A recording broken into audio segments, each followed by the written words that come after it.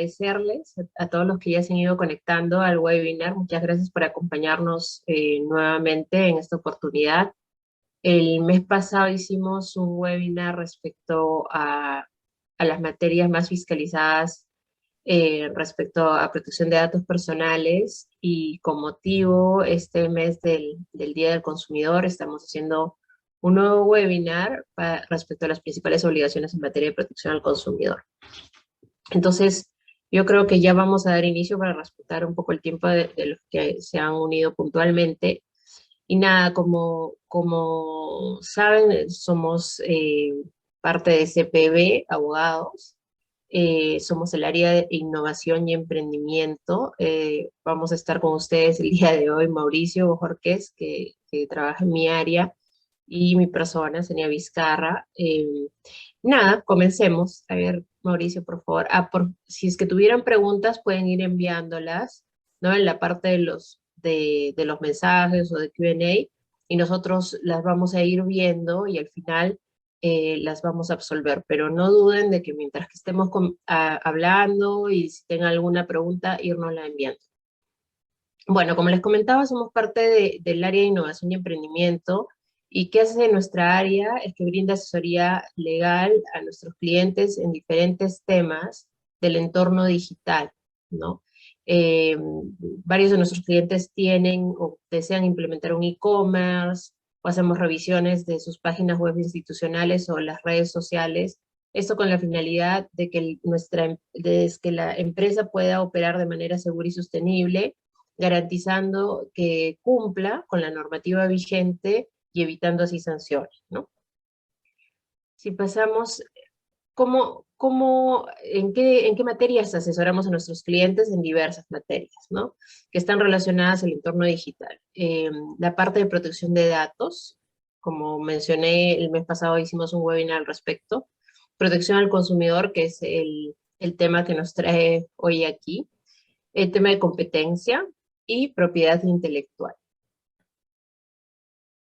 Algunos de nuestros servicios son los siguientes, ¿no? Realizamos due diligence de plataformas digitales. ¿Por qué? Porque muchos de nuestros clientes ya tienen implementadas e-commerce, ¿no? Sus sitios web, pero muchas veces lo han hecho muy rápido o sin verificar con un abogado.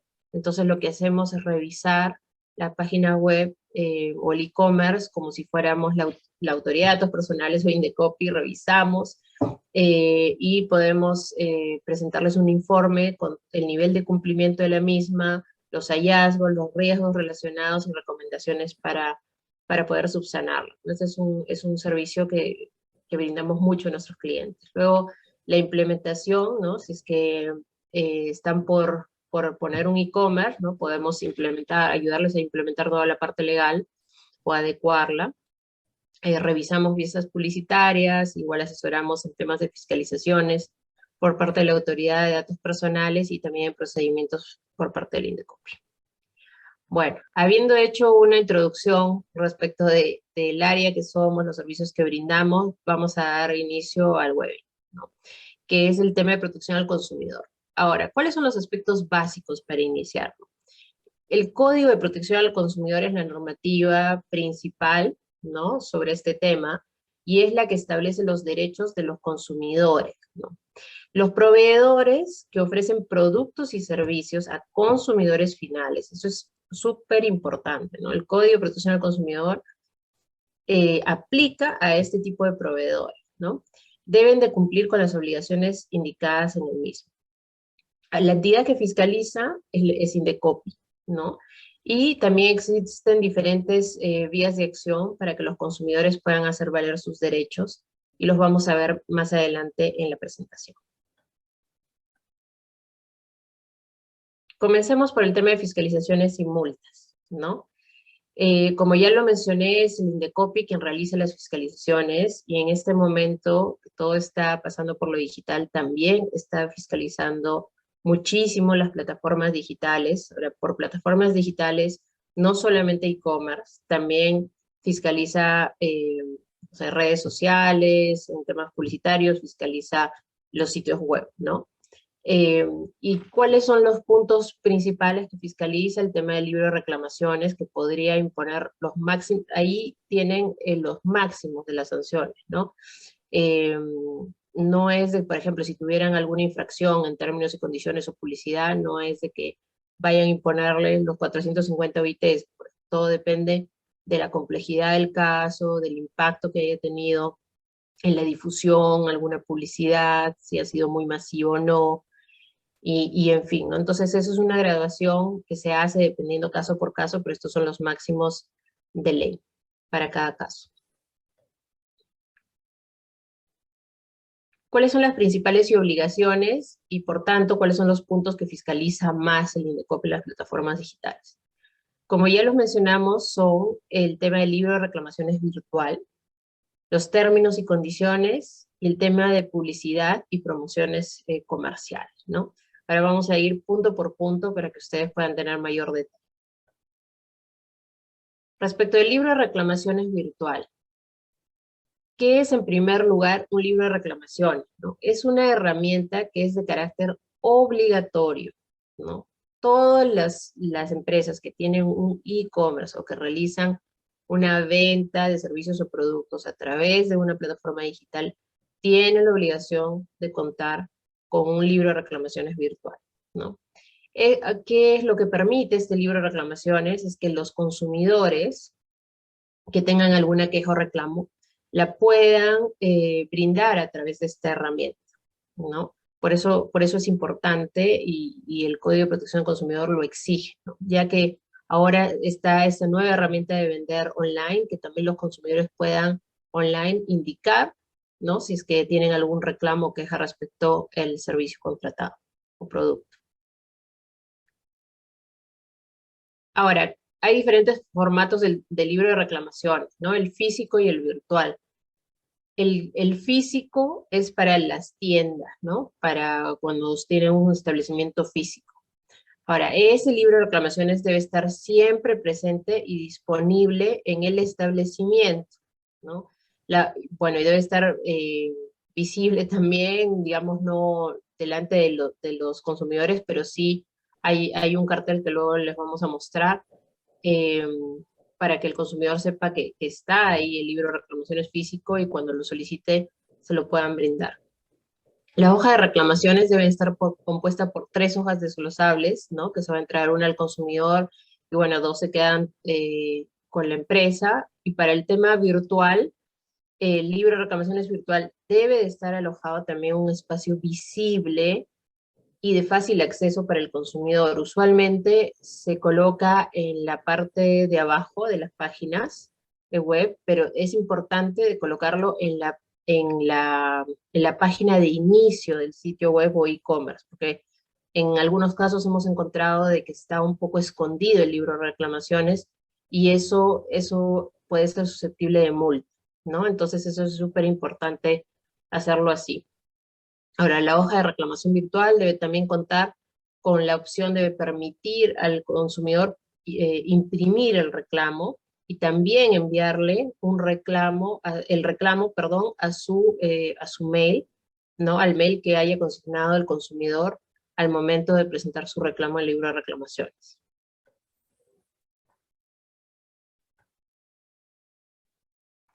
Estos son los avisos de reclamaciones que les había comentado. El de la izquierda es para los establecimientos comerciales, que es con un cartel, ¿no? Que indica que el libro de reclamaciones está disponible en ese local. Y el de la derecha es el aviso que debe estar en las plataformas digitales. Muchas veces no se cumple con indicar este aviso y también por no ponerlo tal cual está ahí en las plataformas digitales, esto es susceptible de multa. Seguramente habrán visto de que en varias plataformas digitales se consigna solamente el libro de reclamaciones, sin ningún anuncio, sin el libro, sin esta imagen del libro, ¿no? O con otro tipo de letras. Eso ya es incumplir a lo que indica la normativa respecto al libro de reclamaciones. Ahora, la hoja de reclamación también debe tener ciertas características específicas, ¿no? Que son las que están ahí, por ejemplo, como para nombrar algunas, que tiene que tener una numeración correlativa, eso es súper importante. La denominación para identificar, que permite identificar en la hoja de reclamación a la empresa, ¿no? Incluyendo su RUC, su razón social, fecha de reclamo queja, detalle, monto del producto, identificación, pedido concreto. Entonces, como pueden ver, hay una serie de requisitos que se tienen que cumplir en la hoja de reclamación y que a veces en las hojas de reclamación virtuales no se incluyen completamente y que hace que estén incompletas y que también sea pasible de infracción, ¿no? Pasamos, tenemos un modelo ahí, esa es, digamos, una hoja de reclamación tipo, ¿no? En lo cual se encuentran consignados todos los puntos que hemos mencionado anteriormente. Ahora, como les había mencionado hace un momento, existe la obligación de entregar el libro de reclamaciones, ¿no? Eh, por ejemplo, si el proveedor, en el caso del libro de reclamaciones físico, cuando un consumidor lo solicite, siempre se tiene que entregar, ¿no? En el establecimiento. No se puede negar a hacerlo por ninguna razón, pero y tampoco se puede condicionar su entrega a algún pago o alguna acción previa por parte del consumidor, ¿no? Eso realmente en algunos casos sucede, pero eso es también una infracción, con lo cual apenas algún consumidor reclame o solicite el libro de reclamaciones en uno de sus locales comerciales, se le debe de brindar de inmediato, ¿no? En el caso del libro de reclamaciones virtual, el proveedor también deberá brindar al consumidor la asistencia necesaria. Muchas veces, si es que no lo tienen muy visible o si es que hay un consumidor que tiene algún problema para ingresar el reclamo, el proveedor está obligado a brindar esa asistencia necesaria para que el consumidor pueda ingresar su reclamo, ¿no? Y tampoco se le puede condicionar su acceso a algún acto previo, por ejemplo, que a través de su cuenta o que cree una cuenta para que pueda recién ingresar al libro de reclamaciones, ¿no? Entonces eso no está permitido igualmente. Esta parte también es súper importante, ¿no? En la hoja de reclamaciones hay una parte, no sé si podemos volver, Mauricio, por favor. Ahí está. No, no, ahí. Sí, en la hoja de reclamaciones hay una parte que está abajo, a la izquierda, no sé si lo puedes con el mostrar, que dice observaciones y acciones adoptadas por el proveedor.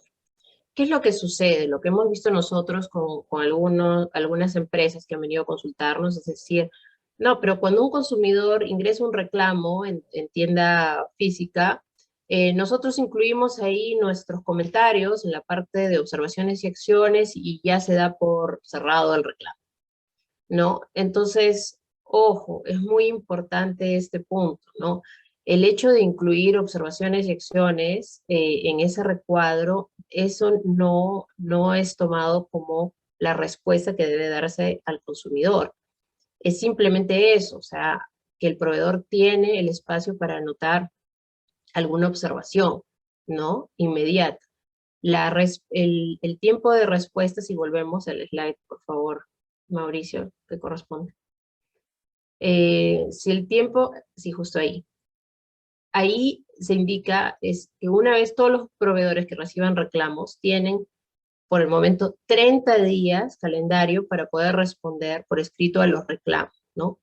No es, no, pero si yo lo llamé al consumidor y ya le di un vale y se quedó tranquilo y listo, ¿no? O sea, todas esas acciones que las empresas pueden tomar que están bien para el tema de fidelizar a sus clientes, ¿no? Y proteger el tema de la experiencia de los clientes, la experiencia de consumo, son importantes, pero no reemplazan la obligación de responder al reclamo en los 30 días calendario.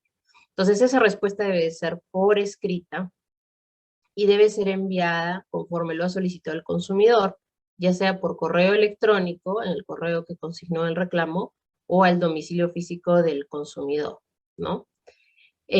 Actualmente el plazo puede ser prorrogado una única vez y solamente en casos en los que realmente se se requiera esa extensión. Sin embargo, hace una semana salió publicada una normativa, por lo cual a partir del 21 de mayo del 2022 el plazo para responder a los reclamos será solo de 15 días hábiles improrrogables, ¿no? Esto comenzó por un proyecto de ley que solicitaba que solo se diera 7 días calendario a los proveedores para responder, y finalmente se optó por los 15 días. Entonces, digamos, a la actualidad son 30 días, pero en mayo va a pasar a ser 15 días. Entonces es súper importante estar muy bien organizados con sus reclamos, ¿no? Y la gestión de los mismos para poder responderlos dentro de la fecha. Ahora es súper importante responderlo dentro de la fecha, ¿no? Uno, responderlos, y dos, responderlo dentro de la fecha. Porque si es que no lo hicieran, y si es que el consumidor los llega a denunciar ante Indecopi, eso los pone en una posición mucho peor de lo que estarían si es que hubieran respondido en el tiempo indicado por la ley, ¿no? Si pasamos, por favor, la siguiente. Ahora, adicionalmente, hay una obligación sobre el sistema de reportes de reclamaciones del CIREC, que es del Indecopi, ¿no? Esta se aplica a proveedores cuyo ingreso anual del último año declarado ante SUNAT sea igual o mayor a las 3.000 UITs, que es el monto que se indica ahí. Si es que su empresa cumple con este requisito, entonces tiene la obligación de registrarse en el CIREC. Es más, el Indecopi en los últimos meses ha estado haciendo bastantes fiscalizaciones, ¿no? Enviando cartas a las empresas para indicarles el cumplimiento o no de esta obligación, ¿no? Porque algunas empresas sí no están dando cumplimiento. Entonces, una vez de que se inscriban en el CIREC, no queda ahí, sino de que deben reportar de manera periódica todos los reclamos. Esto es un sistema del Indecopi.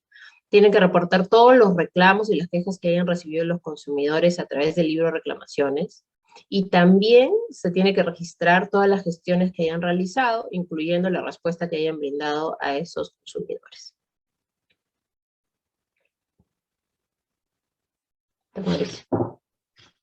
Gracias, Enia. ¿Se me escucha bien? Y con un poco de eco, pero Voy a intentar, a ver, ahora con un poquito más minuto. Bueno, siguiendo con los temas que vamos a ver ahora en la presentación, yo voy a hablar sobre los términos y condiciones.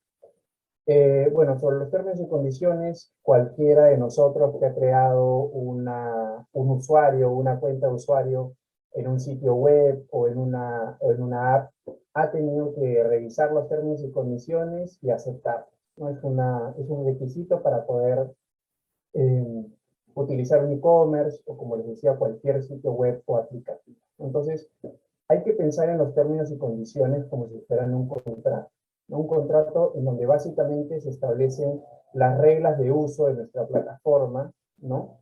Y cuáles son las consideraciones que los usuarios van a tener que tomar para usarla, ¿no? Entonces, muchas veces se piensa que los términos y condiciones solo favorecen a los usuarios, ¿no? Porque establece sus derechos, etcétera. Pero en realidad también es una herramienta que sirve mucho, que nos sirve mucho a nosotros como empresa, porque también nos va a proteger ante ciertos hechos que realicen los usuarios, y también va a establecer las reglas con las cuales nosotros prestaremos nuestros servicios o venderemos nuestros productos a través de nuestro e-commerce.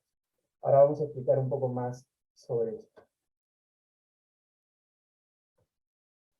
Entonces, como les íbamos adelantando, los términos y condiciones regulan el uso de la plataforma por parte de los usuarios.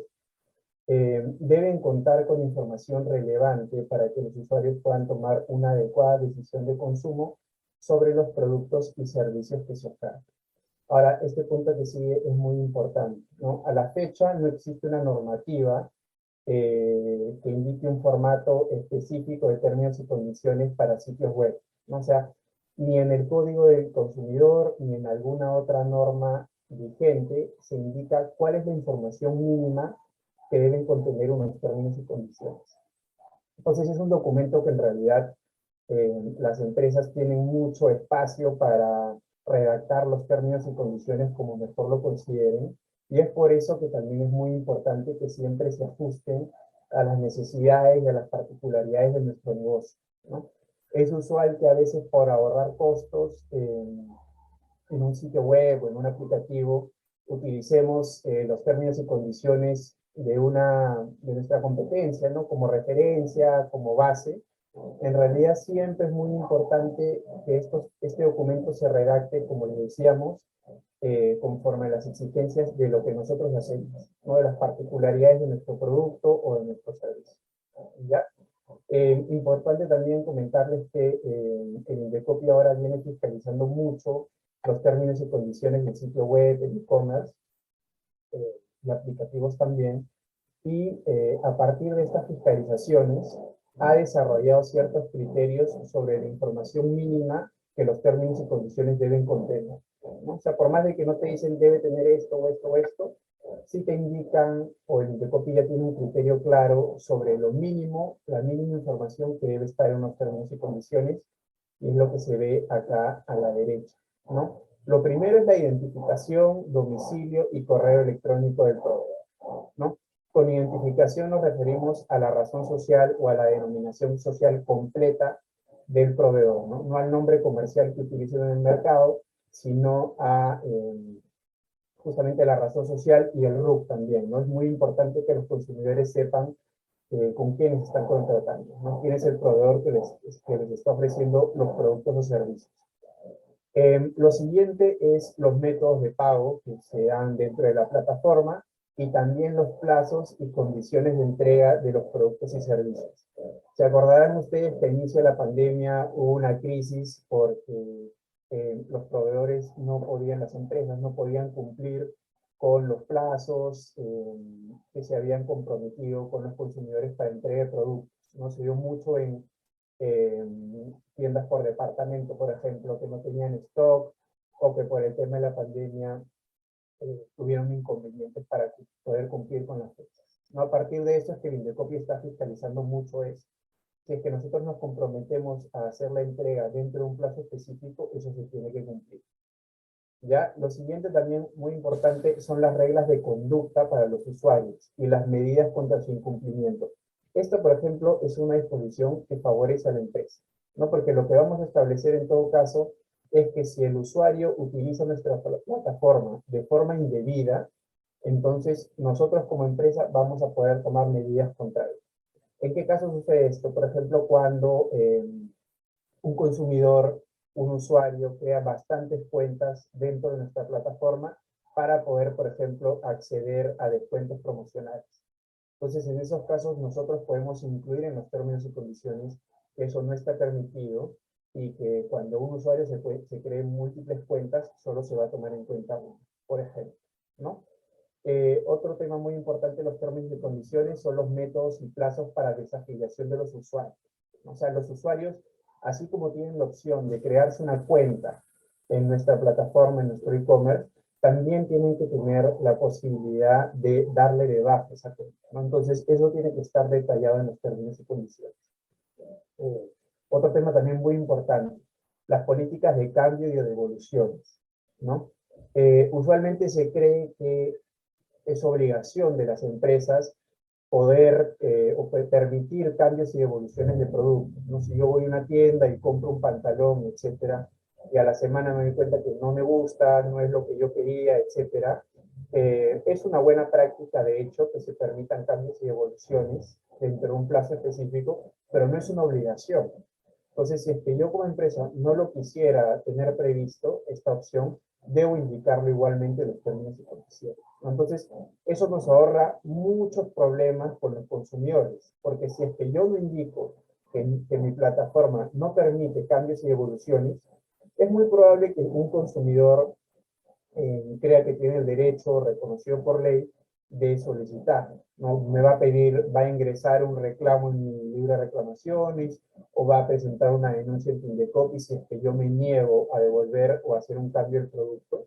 Entonces, cuando ya se informa eso anticipadamente en los términos y condiciones, nos ahorramos esos conflictos con los consumidores. Entonces, es de hecho también una forma de protegernos nosotros como responsables del e-commerce, ¿ya?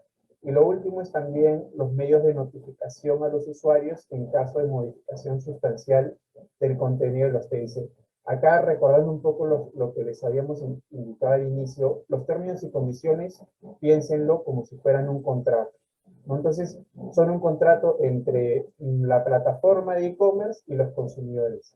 Yo no puedo modificar unilateralmente, o sea, por decisión propia, yo como responsable de e-commerce, no puedo hacer la modificación de los términos y condiciones sin informarlo a los usuarios que tengan una cuenta creada, ¿no?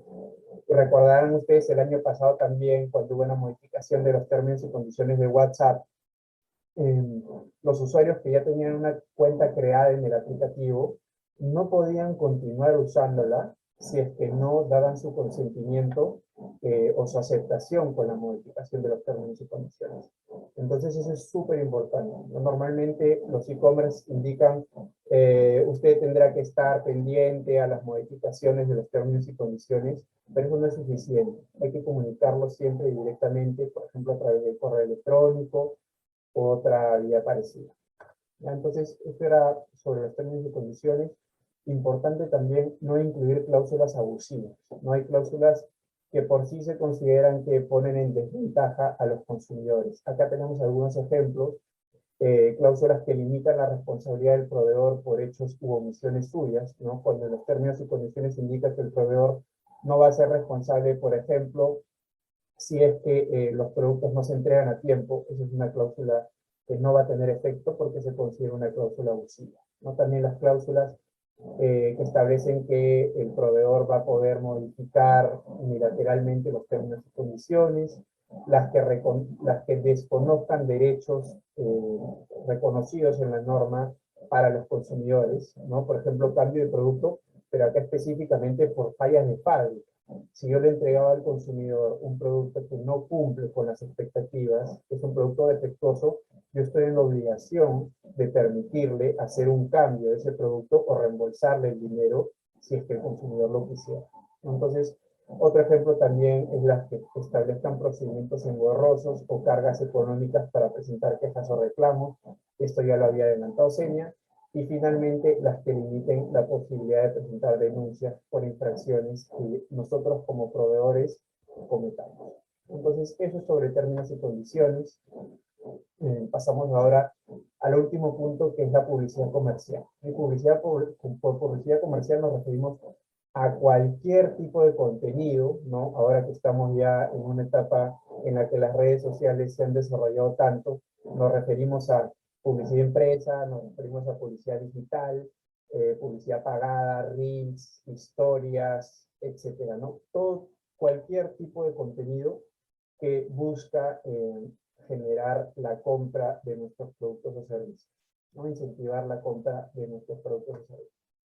Entonces acá tenemos los rotundos no, que no se deben, que bajo ningún caso se deben realizar, los actos que no se deben realizar en materia de publicidad, que vamos a desarrollar también ahora a continuación, pero son actos de engaño, actos contra el principio de legalidad, actos de confusión y actos de denigración.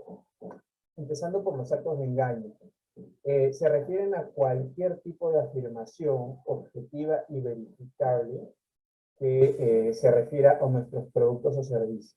Entonces, cuando nosotros promocionamos ciertas características de nuestro producto o servicio, eso debe estar verificado, ¿no? Debemos tener nosotros el sustento que nos permita acreditar nuestras afirmaciones, ¿no? Si es que no las tuviéramos, estaríamos incurriendo en un acto de engaño. Entonces, hay dos principios clave que son determinantes para ver si es que estamos ante un acto de engaño. Lo primero es el principio de veracidad, ¿no? Quiere decir que, básicamente, como ya lo habíamos dicho, todas las afirmaciones objetivas sobre nuestro producto deben estar comprobadas, ¿no? Entonces, si yo digo, cualquier afirmación, ¿no? Cualquier afirmación que se les ocurra que sea objetiva y verificable, eso es lo importante, ¿no? Rinde más, por ejemplo, o rinde tal cantidad, ¿no? Yo digo, mi producto está hecho de cierto material específico, yo lo debo poder verificar, ¿no? O si es que yo digo mi producto, en mi caso, lo que es usual, no para medicamentos, mi producto ayuda a que el consumidor tenga X o Y beneficios. Entonces, yo debo tener los estudios médicos, por ejemplo, que me permitan acreditar la veracidad de esa afirmación. Y el principio de sustanciación previa se refiere a que antes de yo difundir esa publicidad, yo debo tener el sustento. Muchas veces el INDECOPI fiscaliza empresas y justamente les pide que presenten los documentos, las pruebas que acrediten sus afirmaciones, y es a partir de ahí que las empresas comienzan a reunir las pruebas, comienzan a reunir los estudios. Eso no es suficiente. Yo debo tener toda esa información antes de difundir la publicidad. Si es que no, ya estaría incurriendo yo en una infracción como empresa. Actos de confusión, esto también es un caso, es algo común, se da cuando yo induzco error voluntario o involuntario a mis consumidores o usuarios sobre el origen empresarial de mis productos o servicios. ¿Qué quiere decir esto? Por ejemplo, lo queda más claro con un ejemplo, ¿no?, que se menciona abajo. Cuando una empresa utiliza una plataforma de e-commerce que tiene colores muy parecidos, tiene una interfaz, una distribución de los elementos dentro de la página, etcétera, muy parecido a la de mi competencia. Entonces, un consumidor podría pensar de que yo, de alguna forma, o que mi sitio web, mi sitio web de e-commerce, está vinculado con el de mi competencia, cuando no es así, ¿no? Yo estoy generando ahí confusión en estos usuarios, les estoy haciendo creer que yo estoy aprovechando también de la reputación de mi competencia, porque estoy haciéndoles pensar de que yo estoy de alguna forma vinculado comercialmente con esa otra empresa. Entonces, es un acto que sí es usual en realidad y es algo que hay que tener muy en cuenta para no incurrir en esta infracción. Otro tema también, otro caso muy usual es la denigración, que se da cuando yo comparo mis productos con los productos de mi competidor. Entonces, si bien la publicidad comparativa está permitida, tiene que basarse en información que sea objetiva, ¿no? Cuando yo incluyo afirmaciones que no tienen sustento sobre el producto de mi competidor para hacer ver mi producto o mi servicio mejor, estoy incurriendo o puedo incurrir en un acto de denigración si es que se trata de afirmaciones que no son objetivas o que no están sustentadas. Entonces también hay que tener mucho cuidado con eso. Lo último es el principio de legalidad. Hay ciertas, o dependiendo de los productos o servicios que yo comercializo, van a aplicar ciertas normas específicas, ¿no?, del sector. Acá tenemos algunos ejemplos, la ley de alimentación saludable para los productos procesados, ya sean alimentos o bebidas. Tenemos también una regulación específica para el comercio de bebidas alcohólicas y también, como ya lo habíamos adelantado, para productos farmacéuticos. Entonces, si es que yo vendo alguno de estos productos, yo tengo que cumplir con las normas sectoriales específicas, ¿no? En el caso de la ley de alimentación saludable, voy a tener que incluir los octógonos en mi publicidad. En el caso de bebidas alcohólicas, voy a tener que incluir la frase de advertencia de tomar bebidas alcohólicas en exceso es dañino. Y si es que yo comercializo productos farmacéuticos, voy a tener que incluir las precauciones y advertencias en el material publicitario que yo comparto. Entonces, esto también es algo muy importante. No son afirmaciones, o bueno, obligaciones objetivas. No es muy fácil que el INDECOPI identifique este tipo de infracciones, realmente que fiscalizan mucho esto. Por lo tanto, hay que tener mucho cuidado porque sí podrían darse sanciones significativas, multas, por ese tipo de infracciones, ¿ya? Ahora, el último punto es sobre promociones y descuentos. Eh, bueno, la mayoría de e-commerce utiliza este recurso, ¿no? Publicitar como promociones, publicitar descuentos comerciales, justamente para captar consumidores, usuarios, ¿no?, y potenciar las ventas de nuestros negocios. Lo que se tiene que tomar en cuenta en esos casos son las siguientes obligaciones. En todas el contenido que yo promocione sobre justamente publicidad comercial, ¿no?, de descuentos, promociones, etcétera, debo incluir la indicación clara de la duración y stock mínimo disponible. Por ejemplo, si es que yo digo que tengo una promoción de un producto específico, ¿no?, que tengo un descuento así que ya no diga que todo el mundo va a estar interesado en comprarlo, yo tengo que indicar cuál es la duración mínima de esa promoción, cuál es la duración de esa promoción, ¿no? La vigencia de esta promoción y también cuál es el stock mínimo disponible de unidades que yo tengo ese producto. Ya es muy importante incluirlo eso en la publicidad. También tengo que informar si es que hay condiciones y restricciones aplicables para mis promociones. Por ejemplo, hace poco hemos visto una publicidad de un calzado en el que se promocionaba descuento de 25% o se indicaba que teníamos una oferta de 2 por 1. Yo tengo que indicar, por ejemplo, si es que hay restricciones para acceder a esas promociones. Por ejemplo, si es que solo aplica para cierto calzado, ¿no? O si es que el descuento no es para todos los productos, que solo aplica para algunos, tendría que decir, por ejemplo, hasta 40% de descuento. Estos son temas muy importantes, pero que la autoridad fiscaliza bastante y que también hay muchas denuncias de consumidores por eso, ¿no? Porque yo intento acceder a una promoción y a la hora de la hora me doy cuenta de que no me aplica o que no voy a poder acceder a la promoción o que hay restricciones que no me habían informado inicialmente. Entonces es muy importante siempre compartir esta información de forma clara, ¿no? En caracteres legibles. No basta con ponerlo en letras mínimas que no se puedan diferenciar del fondo del anuncio. Tiene que ser algo que pueda ser fácilmente advertible por los consumidores. Esto es también una infracción muy común, ¿no? Indicar el equivalente en moneda nacional al difundir precios en moneda extranjera. O sea, si es que yo promociono mi producto e indico el precio tanto en dólares como en soles, deben estar consignados en un tamaño de letra igual, en un tamaño y en un tipo de letra igual, ¿no? Se da muchas veces principalmente con empresas, por ejemplo, de automóviles, promocionan el precio en dólares en un tamaño enorme y el precio en soles lo ponen muy chiquito, en una letra que no se puede diferenciar. Eso es una infracción que Indecopi fiscaliza bastante. Entonces hay que tener cuidado con eso. Y por último, incluir los impuestos y demás cargos aplicables al colocar el precio de nuestros productos y servicios. Ustedes se acuerdan que antes las aerolíneas publicaban un precio que parecía relativamente barato y al fin y al cabo cuando le sumabas impuestos, lo que había que pagar en el aeropuerto, etcétera, etcétera, resultaba siendo un precio mucho más alto, ¿no? Lo que te obliga a la norma es a incluir el precio final de los productos o servicios, ¿no? Incluyendo impuestos, IGB, etcétera, no todo lo que se vaya a tener que pagar al fin y al cabo.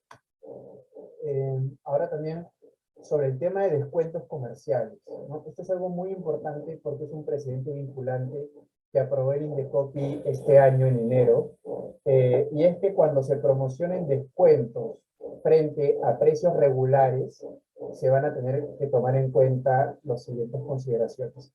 Acá tenemos algunos ejemplos. No se promociona, por ejemplo, el precio actual es de 215 soles con 90 y antes era de 260, se pone tachado, ¿no? Otra forma es acá, como la que se puede ver en este caso, que se indica un descuento del 25% y acá se indica el precio actual frente al precio anterior o lo que era el precio regular, ¿no? Entonces, cuando hacemos este tipo de publicidad, hay que tener en cuenta lo siguiente. Estos descuentos reducidos deben ser excepcionales y temporales. Yo no voy a poder, por ejemplo, promocionar este descuento y que vaya a aplicar por 1 o 2 años. Tiene que ser algo que justamente sea en un plazo razonable, ¿no? ¿Por qué? Porque la idea detrás es cuál. Yo le estoy haciendo creer al consumidor de que mi descuento es de ahorita, ¿no? Es algo que va a aplicar por un corto tiempo, que si no lo adquiere ahorita, después se le va a pasar la promoción y va a tener que pagar el precio regular.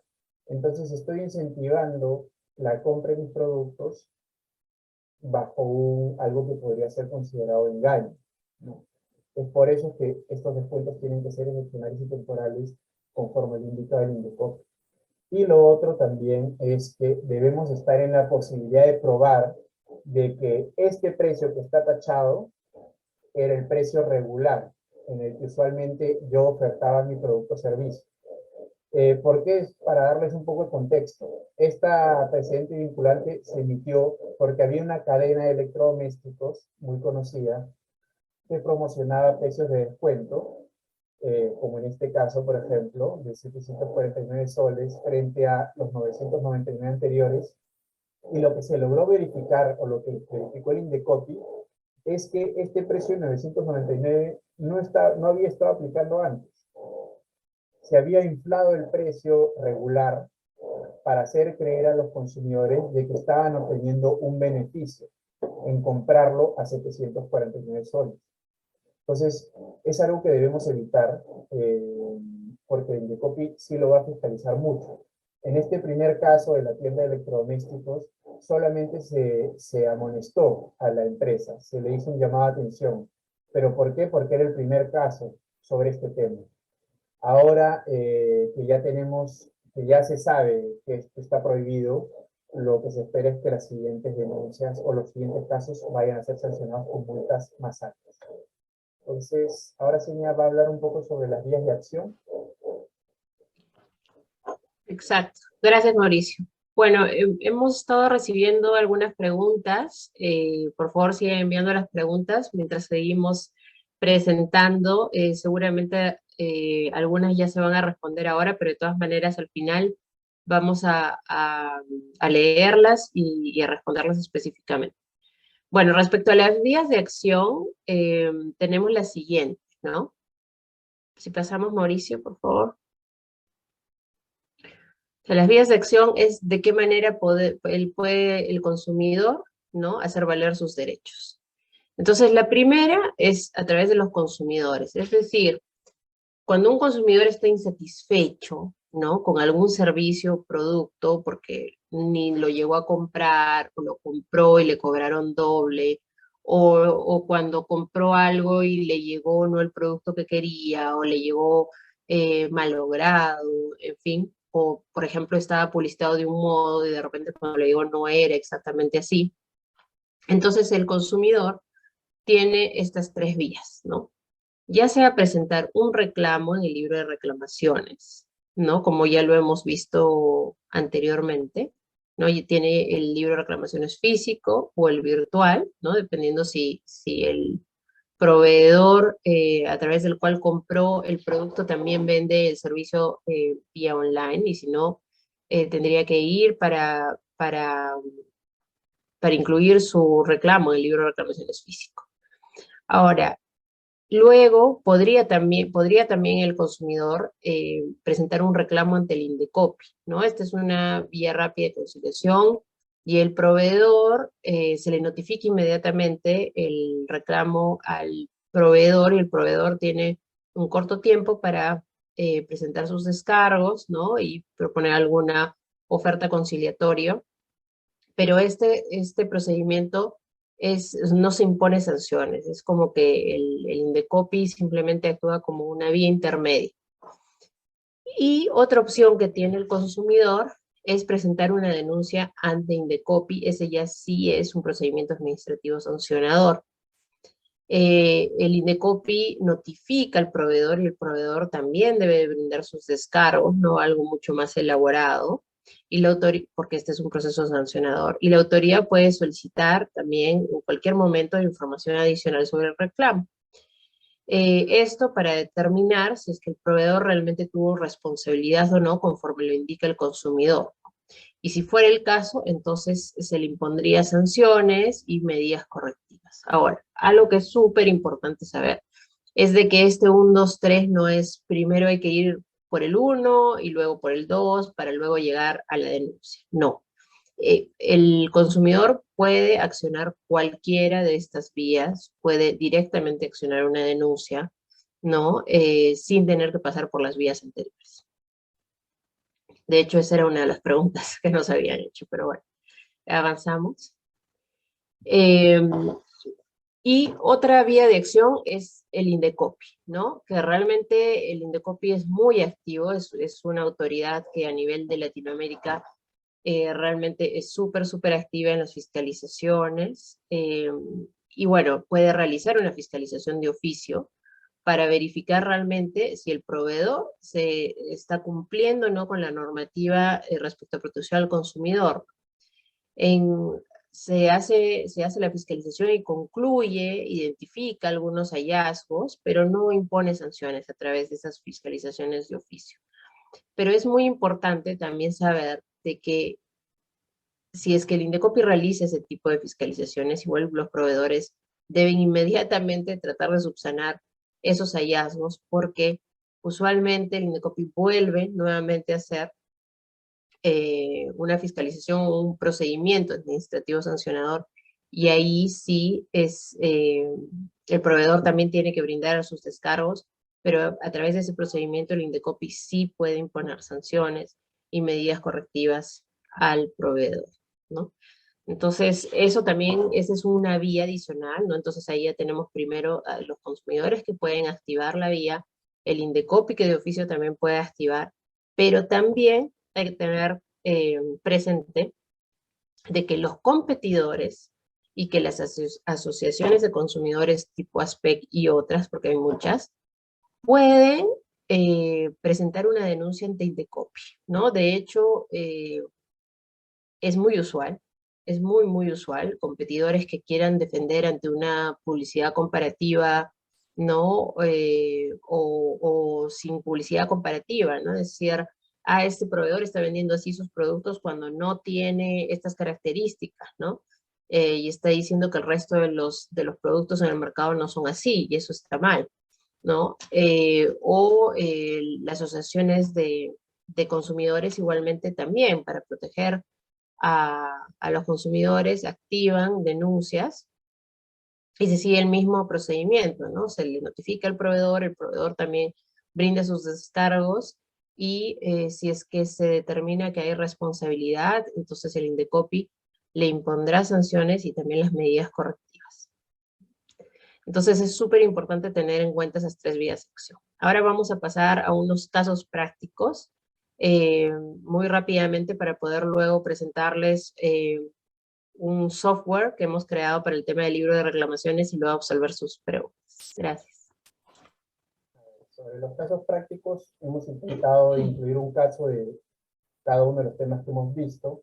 Esto es el primer caso sobre la hoja de reclamación, ¿no? Acá se presentó una denuncia contra una empresa porque su hoja de reclamación no incluía todos los campos que te exige la ley. En el caso de ellos, no indicaba razón social, RUC y otra información relevante. Acá se sanciona a la empresa con 2 UITs, que son 1.200 soles, ¿no? De hecho, podría inclusive llegar a ser más, dependiendo de cuánta información le falte a una hoja de reclamación. Es siempre importante tomar en cuenta el modelo que ya tiene aprobado el Indecopi y todas las características que te exige la ley. Este es por otro caso de libro de reclamaciones virtual. En este caso, lo que se verificó es que el proveedor no tenía un libro de reclamaciones virtual y tampoco contaba con un libro, con un aviso de libro de reclamaciones virtual. O sea, son dos obligaciones distintas, ¿no? Por no tener el libro se le impuso una UIT y por no tener el aviso 0.5 UITs, que son multas de 4.600 y 2.300 soles. De hecho, ahora en los últimos casos el Indecopi está imponiendo multas más altas, por lo cual es súper importante también tener en cuenta estas consideraciones, ¿no? Dependiendo del tamaño de la empresa, también las multas varían. De hecho, para el libro de reclamaciones, las pequeñas empresas tienen un límite más bajo de la sanción que se les podría imponer. En el caso de grandes empresas, las sanciones pueden llegar hasta 10 UITs por temas de libro de reclamación.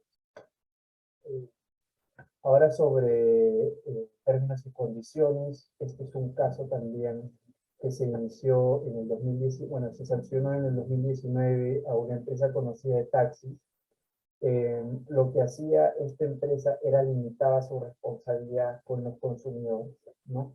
No se responsabilizaba por verificar correctamente que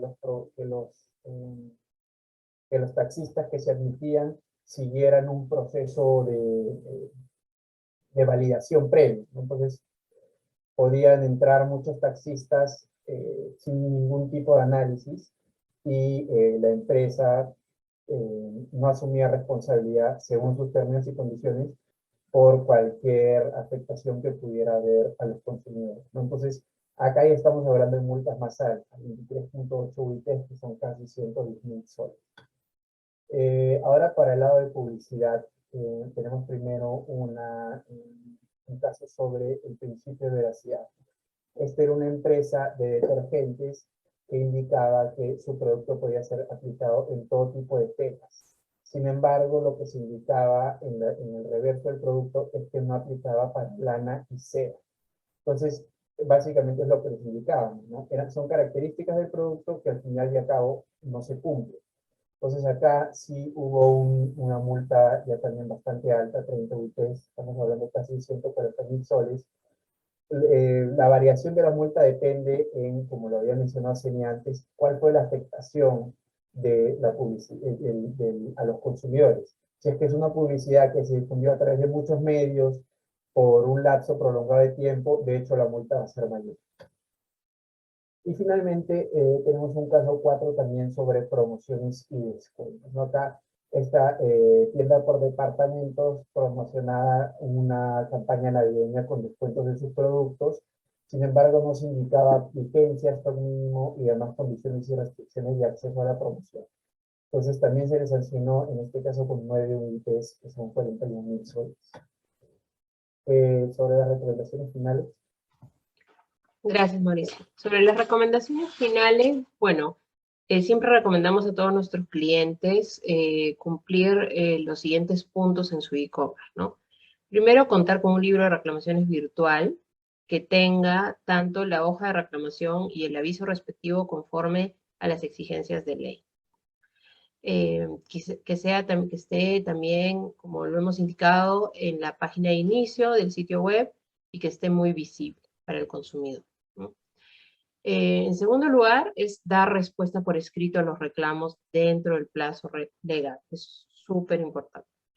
Contar con un documento de términos y condiciones con la información relevante y que se ajuste a su negocio. Lo que vemos muchas veces es que muchos e-commerce hacen un copy-paste de algún término y condiciones que han encontrado en la web, en la web o en Google, y la verdad que no aplica así. Muchas veces hemos visto casos de empresas que han tenido problemas justamente porque sus términos y condiciones no eran muy precisos o exactos o se ajustaban a su negocio, a sus condiciones de entregas, de devoluciones u otras condiciones aplicables, ¿no? Entonces es un documento realmente que debe ajustarse a su negocio. Entonces, es importante que lo puedan revisar y ajustarlo como lo estamos mencionando. Y el cuarto punto es asegurarse de que la publicidad y promociones que efectúen en cualquier medio, ¿no? Pero sobre todo el medio digital, estén acorde a ley, ¿no? Conforme los principios que ha mencionado Mauricio durante la presentación. Ahora, muy brevemente, antes de pasar a responder sus preguntas, queríamos mostrarles y, bueno, presentarles un software que nuestra área de innovación y emprendimiento ha creado para poder apoyar a nuestros clientes y asesorarlos en la gestión de los reclamos, ¿no? Se llama Leader Plus. ¿Y en qué consiste este software, no?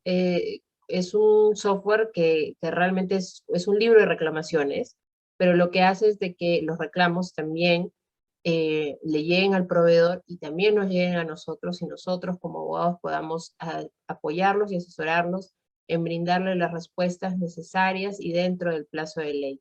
Es tener todo digitalizado, ¿no? Muchas veces los reclamos, como a veces a algunos proveedores les llegan muchos reclamos, es un poco complicado la gestión de los mismos y este software está justamente dedicado para tener el apoyo y el soporte legal que se requiere para poder responderlos y no darle contingencia a la empresa.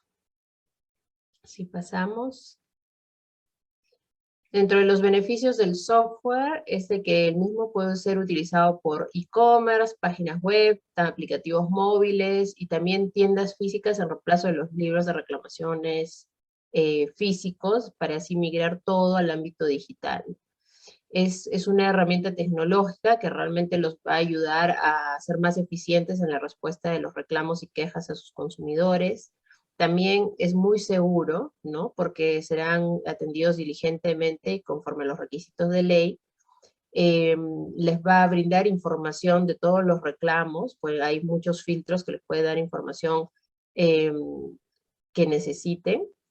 También brinda reportes con diferentes dashboards, lo cual es muy, muy importante para los proveedores, ya que pueden determinar, por ejemplo, dentro de un mes, si es que tuvieron más reclamos o quejas respecto a algún producto, respecto a algún servicio, y tomar las medidas necesarias. Y bueno, dentro de todo, también evita las sanciones por parte del Indecopi al contar con un libro de reclamaciones virtual que cumpla con todos los requisitos de ley, tanto para la hoja de reclamación y el aviso, y además de que estará diligentemente atendido por abogados, ¿no? En el tiempo requerido por ley.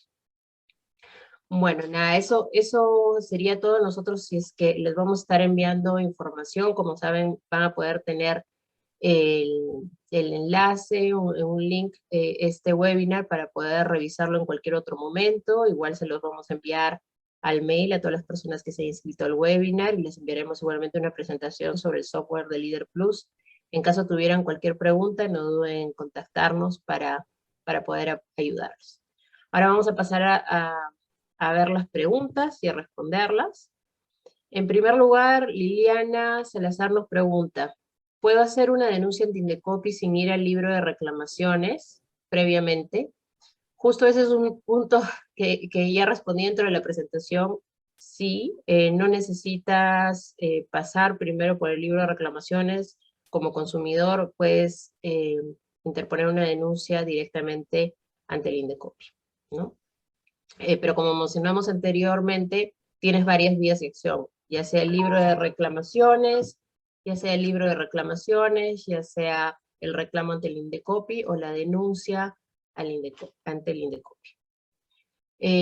Luego, Luis Silva nos pregunta: ¿qué acciones puedo realizar si es que hice un reclamo al libro de reclamaciones y han pasado más de 2 meses y no me responden? ¿Qué procede?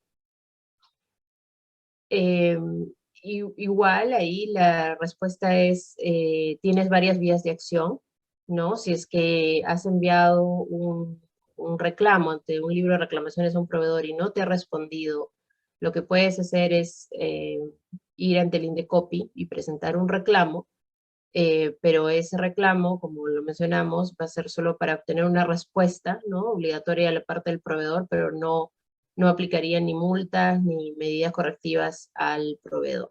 En caso, la otra opción que tienes es proceder con una denuncia ante el Indecopi, que de encontrar responsable al proveedor sí le impondrán las multas que sean necesarias. Tercera pregunta: en el caso de instituciones bancarias, indican que previamente a poner el reclamo ante el libro de reclamaciones se debe poner un reclamo con ellos que respondan en 7 días. ¿Es válido esto? Bueno, bajo ningún modo se puede condicionar, ¿no?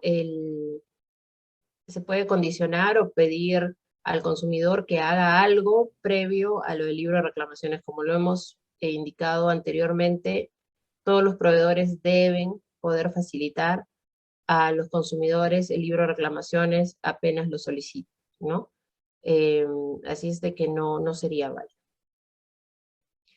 Liliana igualmente nos vuelve a preguntar: ¿cuáles son los pronunciamientos y base legal sobre regulación de términos y condiciones en los sitios web? Mauricio. Ahí, Liliana, es una muy buena pregunta. Como decíamos anteriormente, en el código no se menciona algo específico sobre términos y condiciones, ¿no? Lo que aplica es la obligación general de informar a los consumidores sobre toda la información relevante y necesaria para que puedan tomar una decisión adecuada de consumo. Nosotros en esa diapositiva incluimos cierta información mínima que deberían tener los términos y condiciones. Eso nosotros lo sabemos por fiscalizaciones que se han llevado a cabo contra clientes por Indecopy contra clientes nuestros, donde la autoridad ya ha ido dejando claro el criterio de cuál es la información que debería consignarse como mínimo en los términos y condiciones, ¿no? Pero como tal, una base legal, un artículo del código donde te mencionen algo así, no lo vas a encontrar. Por el momento no tenemos ese tipo de normativa. Ok, gracias, Mauricio. Lisette nos pregunta, ¿el libro de reclamaciones virtual necesita una certificación por Indecopy o alguna empresa? Lisette, no, no necesita estar certificado por Indecopy o alguna otra empresa. Lo que sí requiere el libro de reclamaciones virtual es cumplir con los requisitos de la ley, tanto para el anuncio como por la hoja de reclamación que debe contener todos los campos que la normativa indica, ¿no? Además, el libro de reclamaciones debe estar visible, como lo hemos mencionado, ¿no? Pero no hay ninguna certificación ahí necesaria, previa a su inclusión dentro del e-commerce, por ejemplo. Luego Liliana nos pregunta, la disposición de responder en 15 días adicional a la norma que salió, se emitirán otras, adicional a la norma que salió, se emitirán otras normas. Sí, lo que queda pendiente ahí aún, Liliana, es de que el Indecopy dé ciertas directivas, ¿no? Eso es lo que ha mencionado la normativa, de que el Indecopy tiene un tiempo para dar ciertas directivas para poder apoyar a los proveedores a tomar las medidas necesarias para adaptarse a ese nuevo plazo, ¿no? Pero los 15 días ya no son, estos 15 días ya se aprobaron, ¿no? Entonces los 30 días solamente se van a aplicar durante un tiempo más para la respuesta a los reclamos y luego el plazo legal para la respuesta a los reclamos será 15 días y que no va a poder prorrogarse bajo ningún tema. Luego tenemos la pregunta de Gary Arturo. En relación a los términos y condiciones respecto a una relación sobre un servicio, ¿se ampararía el reclamo si luego la empresa modifica los mismos? ¿O qué se debería considerar para modificar los términos y condiciones una vez iniciada la relación contractual sobre el servicio? Es una muy buena pregunta, Gary. Ahí en realidad, si es que ya se celebró, o bueno, si es que el servicio se ha contratado bajo ciertas estipulaciones contractuales, ¿no? Se va a tener que cumplir con el servicio conforme ha sido contratado. Cuando nosotros nos referíamos a modificación de los términos y condiciones, eh, nos referíamos, por ejemplo, cuando el cliente, el usuario ya tiene una cuenta creada dentro de nuestro sitio web, ¿no? de nuestro e-commerce, y nosotros vamos a incluir ahí algunas modificaciones que aplicarán a futuro. No podrías modificar la prestación de un servicio que ya se contrató con una modificación de términos y condiciones. Tendrías que cumplirlo conforme ya se pactó entre la empresa y el consumidor. Perfecto. No tenemos ninguna pregunta adicional, salvo quieran incluir alguna más en este momento. Solamente nos falta, bueno, agradecerles por su participación el día de hoy en el webinar. Y por favor síganos en redes, estamos en Instagram, en YouTube, bueno, también en LinkedIn, estamos publicando constantemente material sobre diferentes temas legales. Y si tuvieran cualquier pregunta, no duden por favor en contactarnos. Les vamos a estar enviando el material como les indicamos hace un momento, e igual también información sobre nuestro software de libro de reclamaciones LeaderPlus. Ahí hay una pregunta más en el chat. Sí, justo acaba de llegar. Acaba de llegar. El libro de reclamación, gracias Mauricio. ¿El libro de reclamación es solo para web e-commerce o para todas? De Neil. Bueno, el libro de reclamaciones se aplica para los e-commerce. ¿Por qué? Porque tiene que haber una relación de consumo, ¿no? Entonces, si es que a través de tu plataforma digital tú vendes productos a consumidores finales, entonces sí se tiene la obligación de tener un libro de reclamación virtual, ¿no? Si es que tú tienes un sitio web, pero no vendes a través de ese sitio web, solo tienes publicidad o información de tu empresa, entonces no necesitarías tener un libro de reclamaciones virtual, ¿no? Ahí complementando lo que menciona Senia, el Indecopy claro, solo aplicaría para e-commerce. Sin embargo, por ejemplo, el Indecopy ha habido casos de páginas que en principio son informativas, pero por ejemplo incluían un enlace a WhatsApp, ¿no? Para te permitían de esa página continuar a un chat WhatsApp con un chatbot o con un representante de la empresa. En esos casos sí consideré que igual se tendría que contar con un libro de reclamaciones virtual, porque a través de esa página, en principio informativa, justamente te llevaba a concretar una relación de consumo, la venta de productos o servicios. Es importante también Exacto. tenerlo en cuenta. Sí, gracias, Mauricio. Bueno, es eso, creo que no ha llegado, sí, llegó una pregunta adicional. A ver, Norma, en el caso de un reclamo presentado ante Indecopi que no tiene fundamento y es declarado de esa forma, ¿puede ser objeto de algún tipo de sanción para el reclamante en la medida que se acredite que el reclamo se realiza de mala fe? Mauricio. En realidad, inusual, Norma. Realmente que es poco común que el Indecopi vaya a sancionar a algún consumidor por eso. Por ejemplo, porque en realidad están en el derecho, ¿no?, de presentar una queja o un reclamo. Creo que sería un poco distinto, o sí tendría ya que consolidarse bastantes pruebas, ¿no?, bastantes medios probatorios para evidenciar la mala fe de ese consumidor. Por ejemplo, si es que ha reclamado 10 veces por el mismo tema, a pesar de haber recibido ya respuestas negativas, ya se podría hacer un cuestionamiento de las intenciones del consumidor. Pero si es que no fuera así, sí va a ser un poco difícil que el Indecopi tome en cuenta, ¿no?, algún tipo de sanción o algo para ese reclamante. Las Ujú. denuncias de mala fe sí son sancionables, eh, o cuando inclusive el consumidor presenta información falsa, etcétera, para intentar incriminar a una empresa. Bueno, ahí sí se puede dar casos, ¿no?, en que te copie la sanción. Ujú. Y ahí complementando también, Norma, muchas veces el Indecopi sabe, ¿no?, que hay algunos consumidores que eh, repetidamente están a la búsqueda de oportunidades para denunciar a las empresas y bueno, algunos justificadamente y otros no.